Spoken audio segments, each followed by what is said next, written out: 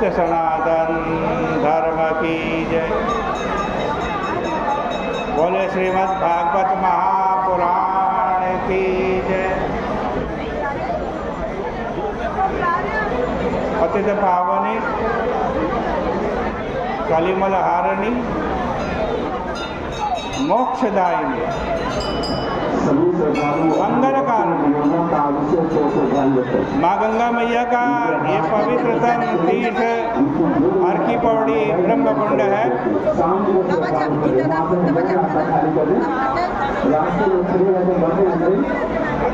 श्रीमद् भागवत जी की प्रतिदिन चर्चा आप श्रवण कर रहे हैं। श्रीमद् भागवत जी के दसम स्कंद का आज 44वां अध्याय है।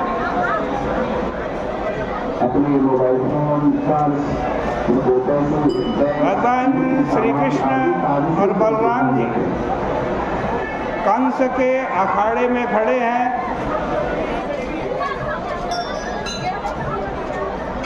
और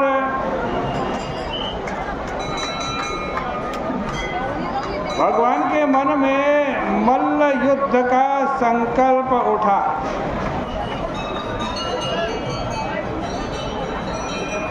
देखो, भगवान ने मधुकेटव नाम के 2 असुरों को मारा था।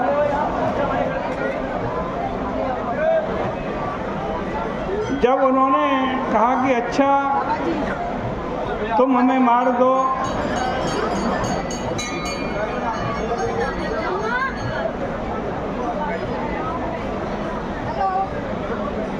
तब भगवान ने मारा। यहाँ पर भी मधुसूदन श्री कृष्ण और बलराम जी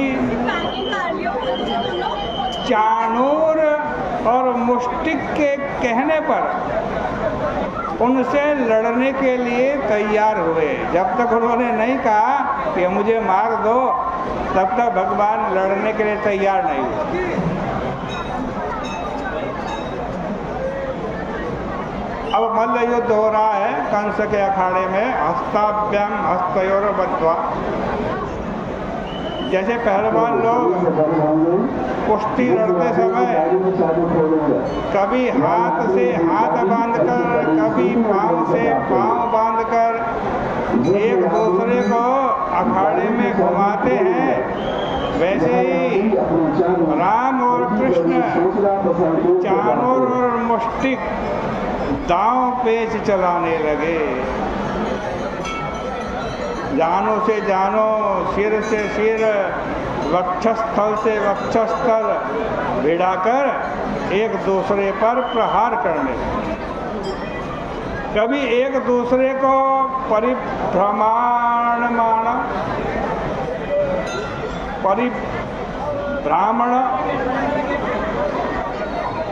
कभी एक दूसरे को उठा करके घुमा दे, कभी विक्षेप मतलब दूर फेंक दे, कभी परिरंभ मतलब छाती से पकड़ करके दबाएं, कभी अवपात नहीं मतलब नीचे धरती पर गिरा दें। इस प्रकार उनमें उत्थापन, स्थापन, उन्नयन, चालन, निपातन आदि का प्रयोग होने लगा। अब वहाँ बैठी हुई जितनी स्त्रियाँ थी ना, वो सारी की सारी कंस के विरुद्ध हो गई और परस्पर कहने लगी कि यह युद्ध बड़ा भारी अधर्म है। कहीं नन्हे नन्हे बालक और कहीं पहाड़ के समान विशाल काय पहलवान, कहाँ शैलेंद्र सन्निभ वज्रसार सर्वांग चाणूर मुष्टि, और कहाँ सुकुमारांग किशोर राम और कृष्ण। इस प्रकार विषम युद्ध देखने पर बड़ा भारी धर्म व्यतिक्रम होगा। आओ आओ हम लोग यहाँ से चले। न सभा प्रविशेत प्राज्ञ सभ्य दोषानुस्मरण अब्रुवन् विब्रुवन् प्रज्ञो नरकिर्मिषमश्नुते। देखो सभ्य पुरुष ऐसी सभा में जहाँ पर अधर्म की प्रधानता हो वहाँ प्रवेश नहीं करना चाहिए। इसलिए हम लोग यहाँ नहीं रहेंगी। और स्त्रियाँ कह रही हैं कंस के महल में बैठकर, अखाड़े में दर्शक दीर्घा में बैठकर देखो कृष्ण के मुखारविंद पर कितना पसीना बह रहा। बलराम जी की आंखें कितनी लाल लाल हो रही। इस समय वे क्रोध की हंसी हंस रहे हैं। वह ब्रजभूमि कितनी पवित्र है जहाँ ये गाय चराते हुए विचरण करते हैं।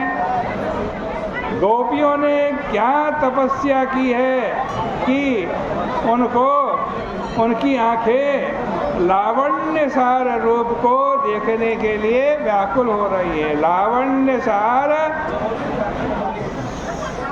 मसमोर्ध्वन। जब किसी का रूप इनके सामने ही नहीं है, इनके समान ही नहीं है, तो इनसे अधिक कहाँ होगा। इनका सौंदर्य अनन्य सिद्ध है, सहज स्वाभाविक है। यहाँ अनन्य सिद्धि का अर्थ है कि भगवान का जो सौंदर्य है, भगवान की जो सुंदरता है, वो कहीं से उधार लिया हुआ नहीं है। आजकल तो हम सुंदरता भी उधार ले लेते हैं। कैसा भी बदसूरत व्यक्ति हो, स्त्री हो, पुरुष हो, वो अपना सजाने वाले जो पार्लर है, ब्यूटी पार्लर में चले जाएं, सुंदर बना देंगे पाउडर क्रीम लगा करके। लेकिन भगवान का जो सौंदर्य है वो बनावटी नहीं है, नकली नहीं है। मथुरा की स्त्रियां भगवान की सौंदर्य सुधा को अपनी आंखों से पीने लगी। उन्होंने अनुभव किया कि भगवान का रूप प्रतिक्षण नया नया दिखाई पड़ता है। जितनी बार देखो उतनी बार नया प्रतीत होता। वह यश, लक्ष्मी और ऐश्वर्य के एकांत धाम है। तभी तो गोपियाँ दोहन में, अवहनन में, मंथन में, उपलेप में, झूले में, बच्चों के रोने में और घर की सफाई आदि में प्रतिक्षण क्या करती है? श्री कृष्ण का गान करती हैं।